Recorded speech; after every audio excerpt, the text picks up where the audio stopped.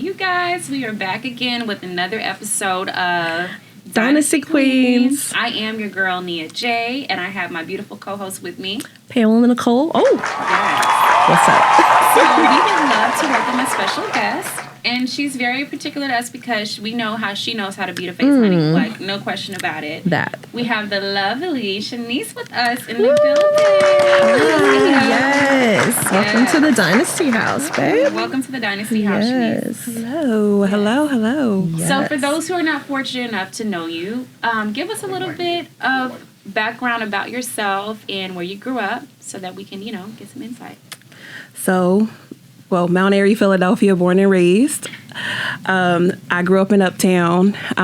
Always had a affinity for hair, for makeup, for beauty, all the things. So, I went to college I went to Indiana University of Pennsylvania for business management and entrepreneurship because my parents were like, yeah, you going to go to school, sis. You're not going to go to hair school first. You want to get this degree. So I was like, okay, cool. So I got my degree. And then afterwards, I got a job. And then while I was working that job, I was like, I wasn't fulfilled because it wasn't the area that I loved. Like, I love beauty. So I was crazy. Like, in the daytime, like 7 a.m. to like 5, I would work the job. And then like 5:30 to 10 o'clock, I would be in hair school. So I got my cosmetology license while I was working. Wow. Yeah, it was a lot, girl. I'm sure. That sounds like a lot. But you know what? But you got to do you're doing what you love to do, though. Exactly. So thereafter, I worked in a salon for about a year, and it just gave me like the ins and outs and how it works in the real salon. Yeah. So then after that, that's when I was like, I just wanted to do my own thing, and I had a lot of aspirations for makeup. I was also doing a lot of makeup on the side for modeling agencies. Yeah. Like Dynasty Modeling is one. Another one in Philadelphia that was really popular as well. I was doing it, and I was just enjoying it, having fun, and just like gleaning from my experience, like one face at a time. Yes. On the other side of it, I also love hair too, and I think I just love the idea of just like building confidence and making someone beautiful, and not necessarily making them someone that they're not. Yeah. Right. You know what I'm saying? It's enhancing. Yeah, Yes, like exactly. and just revealing the real beauty inside of people. You know what I'm saying? So I'm just passionate about that. And so after that, I ended up coming across the opportunity to be able to rent my own salon suite. So that's what I currently do right now. So I do hair, I do makeup, I've done weddings. I've done a wedding in like Punta Cana. It was amazing. That's the whole 9 yards. Yes. So Shanise, when did you first discover, like as a young girl, that you had a passion for beauty? Like, what age were you? So I would say, I think I was like a kid. Like, I was like maybe in elementary school, because I always had Barbies, and some of them looked a little crazy because I would do everything to them. Okay. How would you style your Barbies? Listen, in the beginning, they were just looking like Angelica Little Down. With no hair, because I was just with Cynthia hair, like just everywhere. Wow. just doing it all the most with it. But like after a while, I automatically, like, the first thing you learn is really to braid, and mamas pick up on it. I'm like, oh, you can braid. So I was given a kind of like a fake mannequin. And then thereafter, my mom, I was like probably middle school, she gave me a real mannequin. So I just started to do hair. And makeup just kind of came in high school. Like, when I was in high school, we were in the back of the class. I was throwing on lashes. Oh, wow. Okay. Yeah, like for everybody, and like doing the individual lashes too. Oh, wow. Yeah. And I was like, maybe a little something. I got you, girl. I love it. I'm here for it. So that's always been my MO. So I always had that mind of like business per se. Yeah. But in the beauty part of it, just all came together. Right. I love it. It goes like hand in hand and everything. Yeah. So as far as like braiding, how would you say, are you like, do you do all different styles of braiding?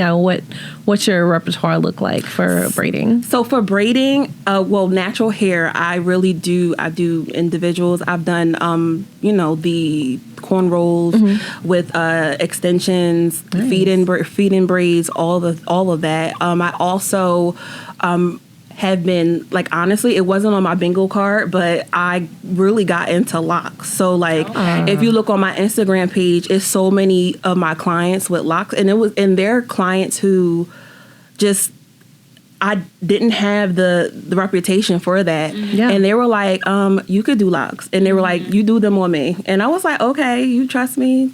And I love that relationship. Yeah. So I did it, and I was like, oh, okay, I'm good at it. So you might as well. Yeah. So put it now I could put that on my bingo card that I'm a loctician too. Yes. So braiding and all that, it just, the natural hair kind of comes hand in hand. Yeah, I love I it. love that. Okay. I love that. So, how old were you when you beat your first face? Like, you were like, were you in school doing that, or you were like even younger? And who was your first like face that you did? My first face was definitely in college. So okay. I used to do makeup for, they had like a couple of modeling teams. And me and my best friend, we just signed up for it because what the heck. So we signed up to be models, and we couldn't do it because the walk of the hills just ain't work. So we were like, we'll do the makeup for you because, we used to do the lashes and stuff in school. Cool. So it was just like, okay, cool. So we did makeup. My first real beat face was actually like one of those crazy editorial looks. I still have it. Okay. Yeah, it was like a cheetah print eye or like a leopard eye. Ooh. It was because the theme of the it was like the runaway models were all like animals or like fantasy. Fun. So like I had to be out of the box. So I just looked at like a picture of like a animal, and I was like, I could do like a leopard print eye, and that's what happened. Like a freestyle. But you got that as like one of your first big like jobs to do. Yeah. And that picture became like the face of like the the advertisement for the event. Sick. Yeah, it was amazing. Nice. Yeah. That's awesome. How does one do a leopard eye? How do you how do you get that whole thing going? So like so what I did was I did a base of like just gold. Okay. But not like a super glittery gold. It was like a soft shimmer, like very, very soft shimmer. And then I would literally take actually, because back then I didn't know, but I would take like Vaseline and mix it with like a powder that would help to dry it.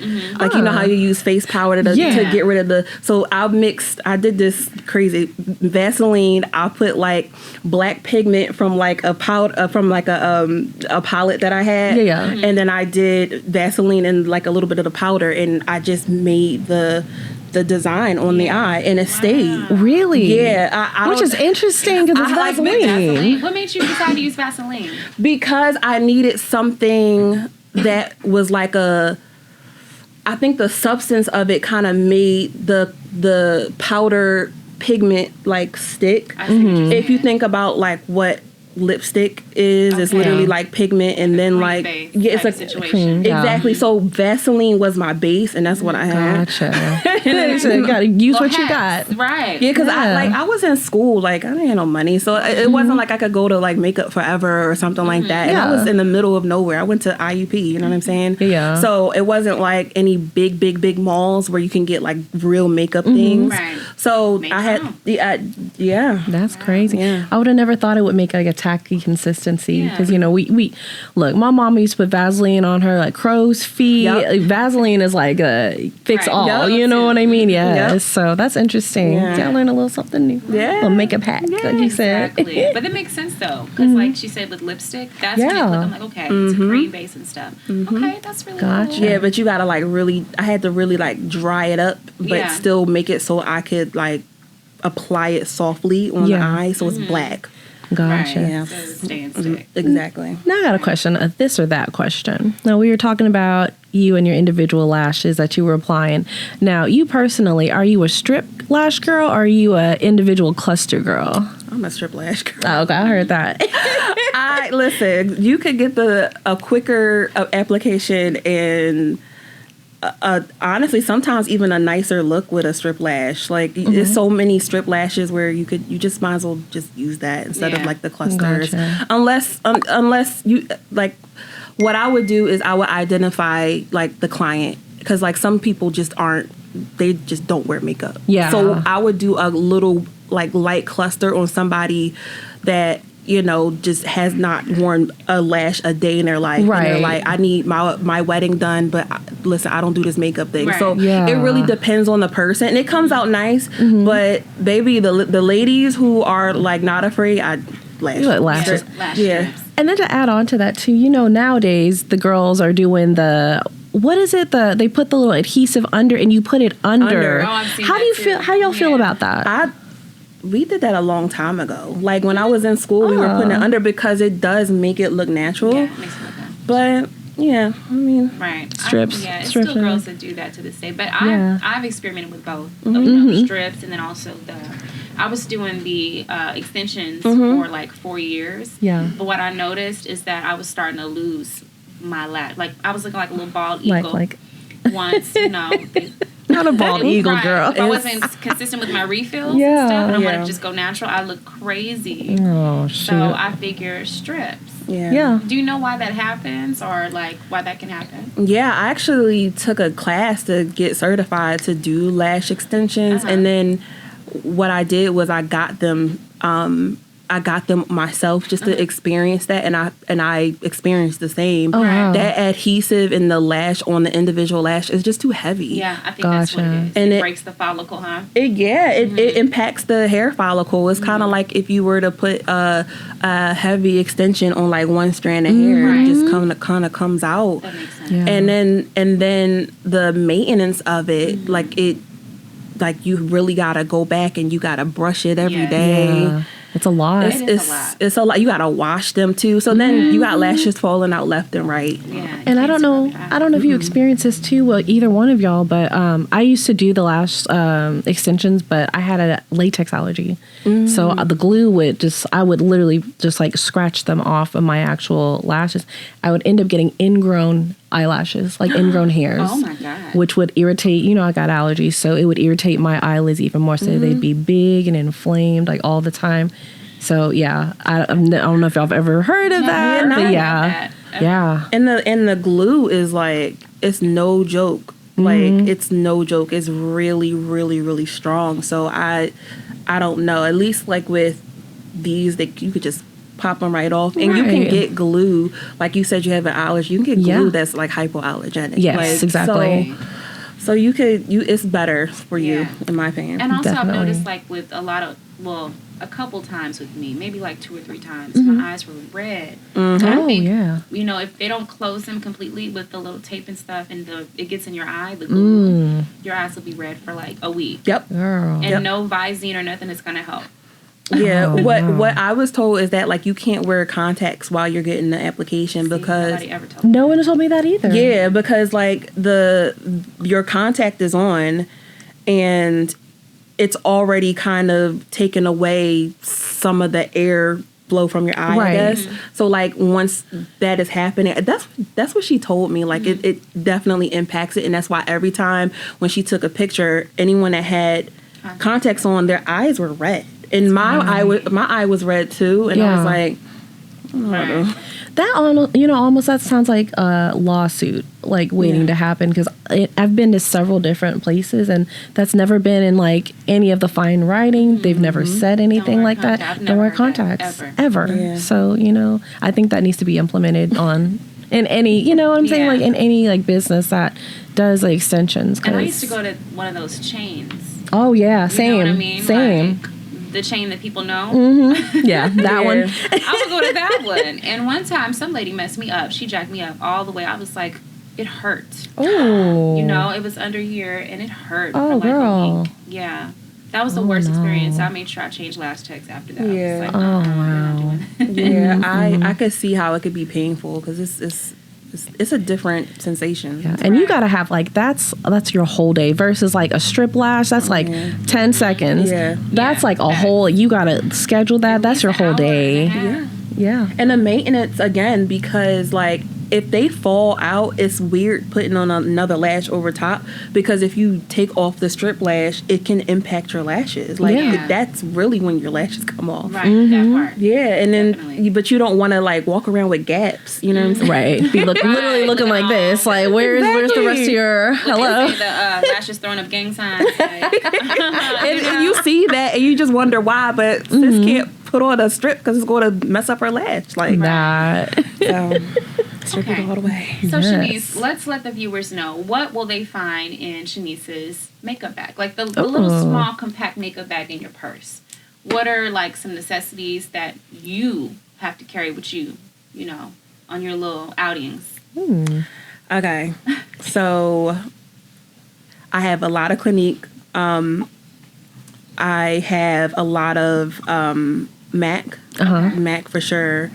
Fenty is really good. Yes. Anastasia Beverly, anything with that in terms of brow. I'm definitely strongly again a matte girly, especially the lip liners. Yes. They have a lot of great ranges of color for lips, because I like to go out the box, so I do a lot of dark lips too, and they have the shade range. Yes. And again, Clinique, because it is allergy tested, and I'm Clinique accredited, by the way, so I have to plug them. Yes. So was back in the 90s. Really? Yes. She wore lab coat and everything. Yes, she did. Oh wow. She definitely did. She's a Clinique girl. I love it. In the day I do that, so I have a lab coat and stuff like that. But that's another situation. But I'm definitely a fan of that brand, and they've stepped up their game when it comes to the makeup. So that's something that's definitely in my bag. But MAC for sure, Fenty, Anastasia, and I'm trying to think about one more thing.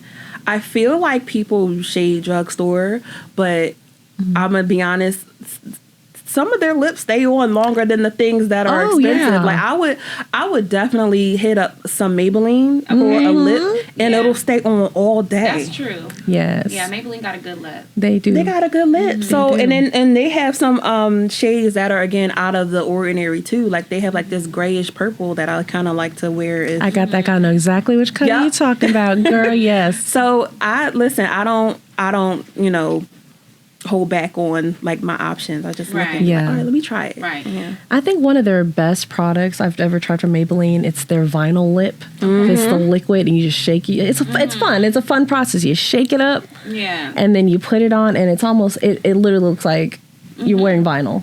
Yeah, and they have all kinds stuff. of. They do. Yeah, exactly. They really do. And I remember, like back in the day, I used to wear their colossal mascara. Yes. Yeah. Be like, hello, look at my lashes. Right. Yes. Yeah. So Facts. Okay, so that's what we found in your makeup bag. Cool. Now, what throwback makeup do you remember as a teenager that you wish still existed today? If you could bring it back, what would you bring back? A throwback like makeup brand or like it could be no, just any makeup. So like for example, like the Dream Matte Mousse by Maybelline. Yes, like stuff like that we used to use that you can't find anywhere. Like vintage, almost kind of vintage makeup. Yeah, kind of lines from different brands. Yeah. It was one by Maybelline, and I can't recall the name, but it was a mascara that was really good, and it came out like around, I guess it's not really vintage, but it came out 2020, but I haven't seen it in store, but it's like big volume, and it was pink. I don't remember. I think I remember which the bottle. I kind of it was like a pink bottle, and then it was for like volume, like big volume. Yes. I like that mascara. It was really good. That was in 17 magazine. I remember seeing that everywhere. every 17 magazine I had that Maybelline mascara that she's talking about. Yeah. Now there was another mascara I remember. It was two sides. I forget what brand it was. Mm-hmm. The first side it was like a white primer you put on, and then you put on the black to emphasize the primer. One too? Yeah, it was a drugstore one. CoverGirl? It might have been either Maybelline or CoverGirl. I can't remember, but I just thought that was so cool. Just the process of like, let me put this primer on. Right. Hello. And then, you know, you put that on. So it gave that falsy look back in the day. Right. Yeah. Because that was something, like that whole falsy. Yeah. You know, without having to do the lashes. Exactly. Yeah. Exactly. Until you decide, you know what, I just want to put my strips on it. Like we grown now. Exactly. We grown now. We can do that. Strip lashes. Yeah. Yeah, so the I would say back then, I was a mascara girly until I really was able to like be like, all right, let me just put on strips and you know, right, exactly, be able to afford it. Yeah, because they can be a little pricey depending on what kind of lashes you get. You know, you got the mink ones, you got all kinds of different materials for lashes. So today's episode of Dynasty Queens is brought to you by Drip Talk, the newest, hottest trend in fashion. You guys, if you love fashion, being a trendsetter, looking your best, you can have it all in the palm of your hand. This Drip Top app is what it's about. Fresh trends in fashion. Please believe me, we know what's up. Whether you're into streetwear, you know, the chic style, it doesn't matter. You can be going out a night in the town. We got you. Make sure you check us out. Browse this app. It's at just the drop and click of the tap of the screen. Let's roll. Drip Top. And you know, the best part of it too is it's not just about discovering new fashion. It's about the community. It's a full-on community. So you can follow your favorite content creators. You can get tips and tricks to your fashion, whatever you want to do. And on top of that, you know, you can level up your style. Right. You know, it's a great thing. So y'all go ahead and download the Drip Top app. You can get it on Google Play and the App Store, Apple Store. And go ahead and look it up. It's Drip Top. DRIPTOCK, and level up your style today. Also, go ahead and visit the website at www.driptop.com, or you can go ahead and scan the QR code right here on our screen.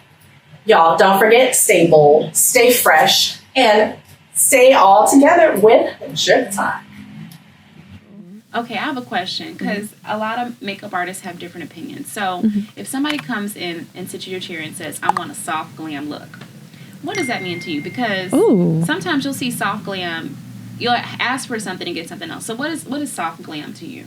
So that's a good question. I've learned to ask them to show me a picture. Okay. Because I feel like a picture, you know, speaks 1,000 words. Yeah. Because someone's natural might not be natural. Like natural to somebody might just mean no color but a full beat. Gotcha. So so soft glam to me is that it's like more natural, neutral colors. Gotcha. But I think for me, I've learned to just decipher if you want more like natural glam or like just glam, because honestly, I'm still doing the whole process of like higher glam, but I'm just not using like colors. Like I'm not doing like blue and green and all the things. I got you. Okay. So yeah, and then also again, like I have some clients who I've done like weddings for and like photo shoots for who just don't wear makeup at all. And I just take it a step at a time with them. Like, do you like this? What's this looking like? Yeah, like you gotta baby step some people. Yeah. So the definition just changes because they might give me a picture and they might say a little less. You know, it's just based on the client. So I don't even like categorize it as much anymore. It's like what is your perspective of your face and what do you want to look like? Because I think sometimes that can be like misconstrued or come across because at the same time, some people say natural beat. But what is that? Is that less than soft glam? A natural beat? Is that just really like, what is that? Like barely their makeup? Barely, like what exactly is that, you know? Yeah, so that's something that I kind of require, like, so I'll when doing the consultation, I'm like, send me a couple pictures of like what you're imagining and what you're thinking of for your event. That goes with your dress, so that I could get a clear picture. But then when we're at the consultation, let's say I'm doing a wedding consultation, when we're there, that's when they're in the mirror and we're baby stepping it. Yeah. So I can really see what you want. Gotcha. Yeah. That makes a lot of sense. That does make a lot of sense. Now I know you've seen all types of walks of life. You're in the industry. I know you play therapist. You play all the things. What is probably one of the most memorable stories that you have from a client, either makeup or hair? Someone was in the chair, girl. Oh, both. So when it comes to makeup, I think one of the most memorable experiences was a woman who just wanted a consultation. She had a battle with cancer. Yeah. And she lost her hair and she's kind of regrowing that back. So she wanted how to just look back to herself every single day. Yeah. And so I just did a full consultation. I even wrote down, like, gave her a list of, like, what products she needs to be able to maintain and, like, get the look that she's looking for. And I showed her what she looks like. Like, and less is more. She didn't have to. She was beautiful, but she didn't have to do a whole lot. But she just, get a quick little concealer, a mascara.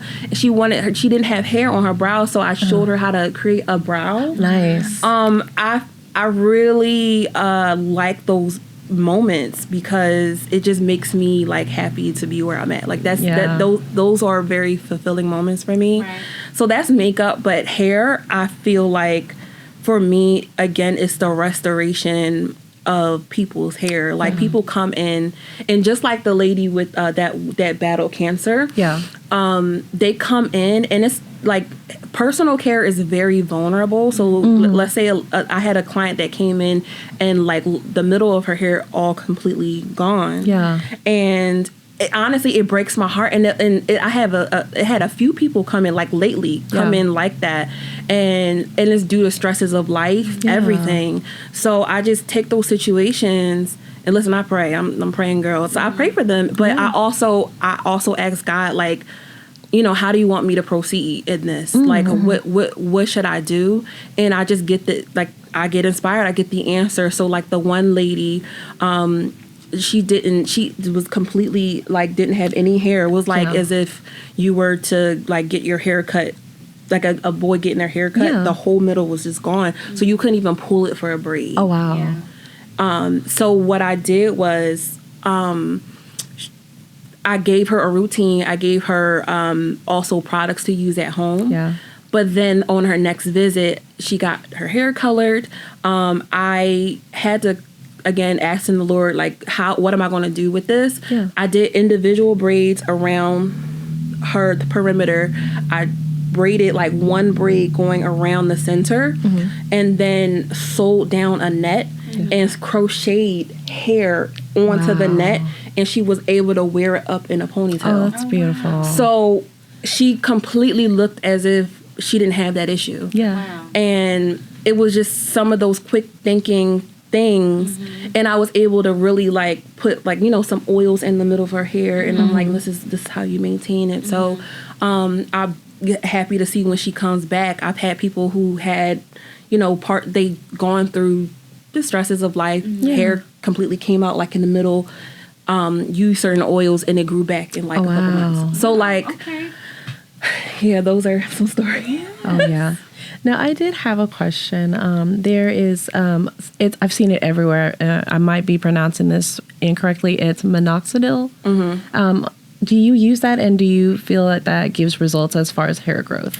It does. I don't necessarily recommend it. So when it comes to hair regrowth, I take the more, I guess, homeopathic approach to, like, oils, because I know different what different oils do. Like, I'm a huge fan of rosemary oil because it helps with, like, that skin cell turnover. I use it too. Yeah, nice. For edges that are cut, like, if you got hair follicles and it's just short, just go ahead, just put it on there, and it'll help it to grow. I have it at home. I've just never known how to. Thank you, both of y'all. I didn't know what to use it for. Scalp and in your face too. Oh, okay. Her hair grows. Yeah, she knows. So I take the homeopathic approach, but, like, there are certain circumstances where clients will come in and it is more of a serious situation. So like, you'll look at their scalp, I evaluate the scalp, and I'm like, they might have hair loss but seborrheic dermatitis. Okay, yeah. that's something that I would be like, okay, you need to see a dermatologist or a trichologist, which is a trichologist is someone who directly deals with the scalp. I don't know if you've probably seen on Instagram those doctors who like take the stuff, I don't know, some sort of camera to the scalp. Yeah. Those are, I believe those are called trichologists. So I recommend them to a doctor. So yeah, that's my process. Homeopathic, if it's like, scalp issues, whatever, but you could just grow the hair. But if it's something further, dermatologists come back to me. We can work with the medicine that you get. Right. Okay, good. Right. Okay. Very true. I like that. Yeah. Okay, Shanise. So, what is your go-to hairstyle? Like, what's your favorite hairstyle of all time? Listen, I'm good for a middle bust down. Okay, look, period. I mean, for me, like, it's simple, easy, it's sleek, it's sexy. I love, for me, that's what I like to do. I love natural hair as well. I'm good for a good, what is it called? Not a grab and go, but like a wash and go. Wash and go. I'm good for that in the summertime. In the wintertime, no. I'm just we're gonna wrap this thing up. We might even get a wig, maybe. It's a little cold in the winter over here. Cold. Little icicles. No. That's funny. That is funny. As she slays her side part. You know, like middle bust down. Right. That side part slaying though. It is. I like the side part will be too, but like I love the middle. But what I do is I've learned that you just gotta keep moving the part around, and if you want to do sewings, just move it around and don't keep it on the one side because Right. Now, I do have a really good question. So we see on all over Instagram, we got the girlies that are like, Temu wigs, this is what you get. Is it true? Are they that great? Are they better than getting like a $500 installation and like having like good hair? Or would you recommend a Temu wig? Listen, I've never had a Temu wig, but I've had, I don't know about 500, but I personally brought like a $250 one and slapped the Karna on it if I couldn't afford it right then, and I could afford it if I had paid whatever $50 or whatever a month or whatever, but you do what you gotta do. Yeah, that part. But those wigs are fine. Like they are human. You can get pay like maybe $250, maybe like under $300, and then you could split the payment. I would do that. I had a client do that for her wedding. She was like toying with doing the frontal and all of that, and she was like, "Girl, could you just like lay this wig down?" And curl it. I said okay, and I gave her the company to go to, and she did that. And her hair looked amazing. Like I just curled it, and what I did was I just sewed the wig down. Just so that it could be like on the head. But sometimes it's just easier. Right. But there's always a way you can just style it and, on a budget. Exactly. So for a girlie who has like $125. No, that's too much. A girlie who has $75 and she needs to go to, she's going to an event, right? Where it's like, okay, it's kind of semi-casual. She needs her hair done. She only got $75. The other $20 is for food. Oh wow, okay. So what would you say is a cute, sleek style or something simple that girlie can do and still look like, like something? I would do, and I could cut that budget down. I would do like a slick back ponytail on yourself. Again, I had another client, like sometimes ends aren't meeting, so they just ask me how to do something, and I'll be like, all right, cool. Because, it is what it is. But, like, she came to me and she was like, how do you do this? Or what do you do? And she's a natural girly, but she wanted something more prestigious for her maternity shoot. So I was like, get you a natural hair ponytail, blow dry your hair, and then just slick it back. And I gave her, like, the products to use to help to slick, even though it's not, like, straight. To really, like, kind of smooth it down. And her maternity pictures came out amazing. And she just was, she was balling on the budget, and I get it, because that's me all the time. I'm trying to save money. Hey, that's okay. Ain't nothing wrong with that. Look, nice little slick back ponytail. Yeah. Even if you straighten it yourself with a little slick back. Yeah. Right. Watch a little YouTube. Okay. Yeah. YouTube is like the holy grail, you know. If you can't get something done right away, Yeah. go ahead and get in that search engine, find anything you need, you know. YouTube University. Right. Literally. How do you feel about, I know you said you do locks. What about faux locks? How do you feel about faux locks? I like them. Okay. Now that one, I've done it like once, and I haven't really gotten into it because I just have so many more, like, people are like locking. Like, it's really it's a thing. So I don't get the faux locks more so because that was coming in, and then everybody was like, all right, I just want some locks. Yeah.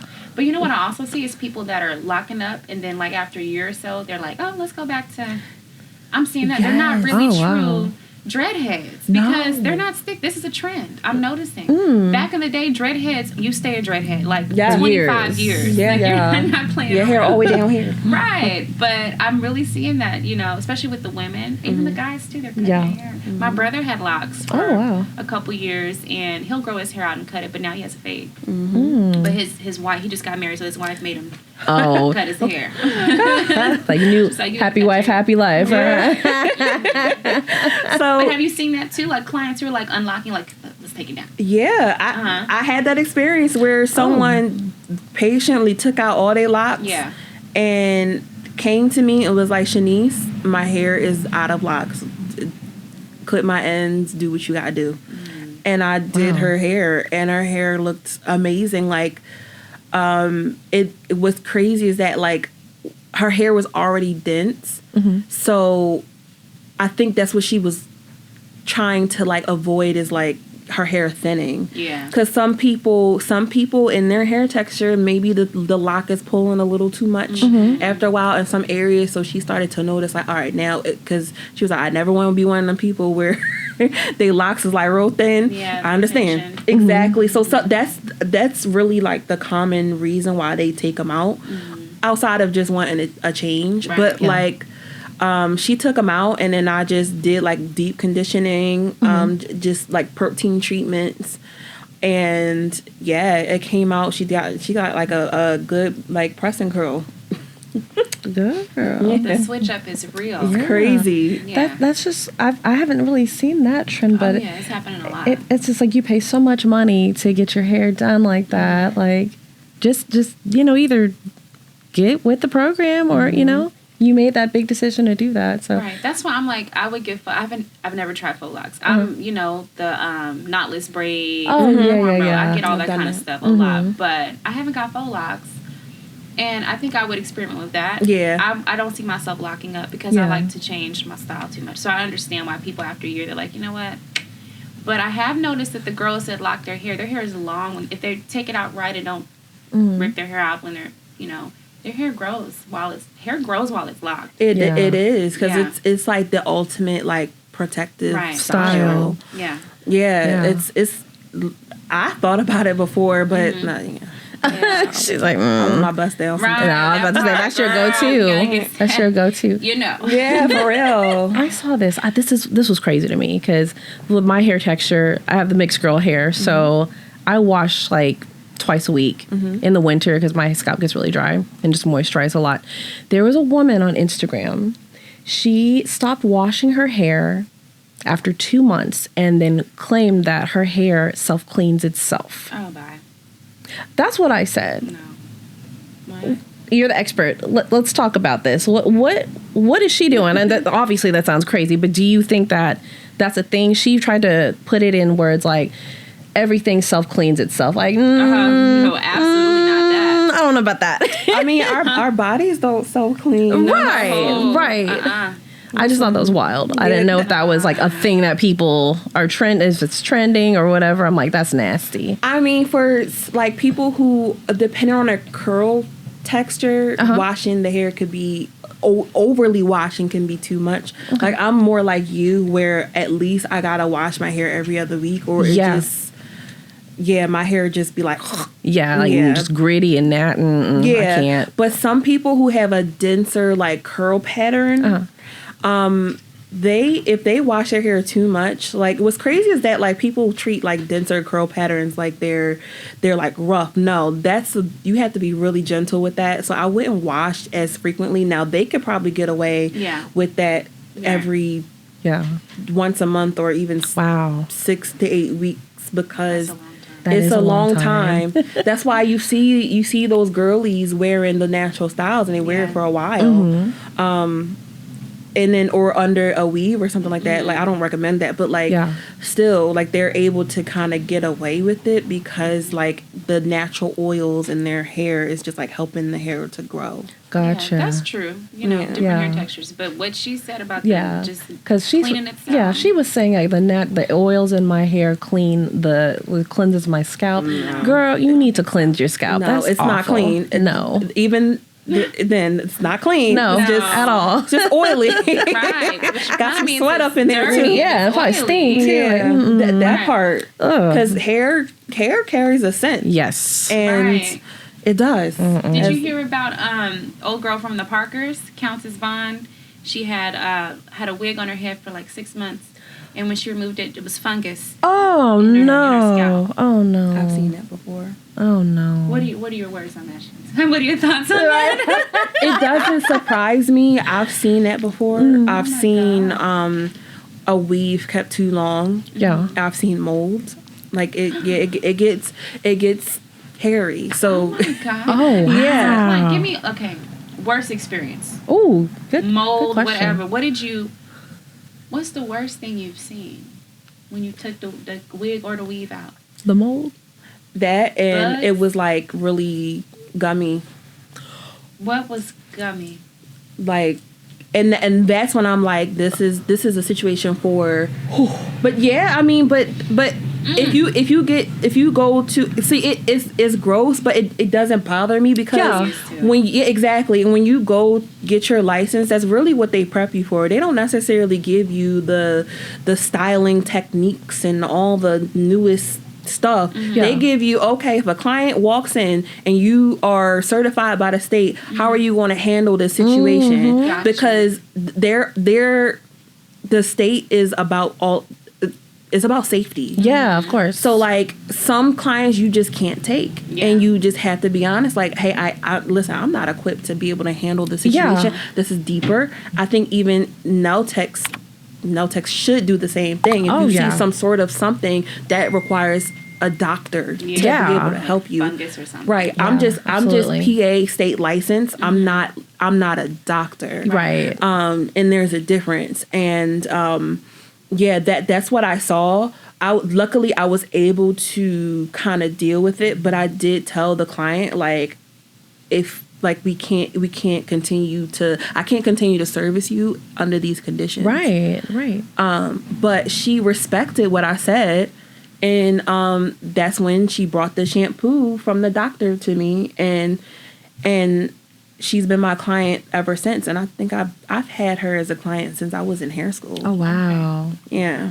That's good because she trusts you with her her head, and that's a special thing is people come and go. Because that can be kind of not shameful, but a little embarrassing. Yeah. So you really have to have trust and faith in your hairstylist to really be like, okay, times have been rough. She's been up under here for almost a year. Yeah. We don't know what we're going to discover together. Yeah, like I said earlier, it's a very vulnerable space. So like I think again, my personality allows people to just open up. Yeah. So it just happens. So like things that are kind of like yucky, I see, and I'm honest, but like I care. Like, you know what I'm saying? You want to help. You want to help that person. Yeah, I'm not going to judge you. Like you might be going through depression, and I've seen that. Like people, I've learned that sometimes people decline self-care because they're just depressed. Yes, definitely. And that's real. It's deeper. It is. Yeah. It is. So you've kind of like, you have a therapy hat too that you put on with your clients. I think every stylist, if you really care about your people in your chair, you do. Because y'all learn a lot of information about your customers sitting there. They talk and get comfortable and, Exactly. And they trust y'all. So definitely. Period. Now on a lighter note, this or that. this is fun little segment of this or that. Matte or regular lipstick? I prefer matte. Okay. I feel like it lasts a lot longer. And the way it just looks is just like, I don't know. It just makes the lip and the teeth look sexy to me. Mm-hmm. I don't know. I like a gloss here and there, or just like something kind of in between for every day. Yeah. But like if I'm looking for like a bold, like more of a bold lip, I do like it to be matte. Okay. You look. I figured you were a matte girl. I had a feeling. Yeah. Yes. See, and you the glossy girl. Oh, I used to do them. Well, kind of both, but I like a gloss or whatever. Yeah. Oh yeah. Yeah. Everybody's different. That's true. Their preferences. I love it. I love it. Man, so much stuff. There's so much I've learned. I know, right? I just feel like Shanise is a true, because when you speak about hair and makeup, you can tell that you're passionate about it. You can tell that you care about the people, your clients that are in your chair. And some people, they don't. They're just there for the money or for the, exposure is great. But when you actually care about the people that you're servicing, then it really comes full circle. Yeah, and then that's how you build your reputation and your brand and stuff like that. So I really respect that about you, girl. Yes, ma'am. Sure. Now, I had a question. We were talking about the hair. And I don't know what this is called. You would know, as you're the cosmetologist, but it's, I guess it's some kind of scalp cleansing, or they have some kind of scalp irritation, but they get the comb, right? Okay. And they kind of like, I don't know, they kind of just like wiggle it in, and like big chunks of like, I guess, skin come up. I don't know if you've seen this.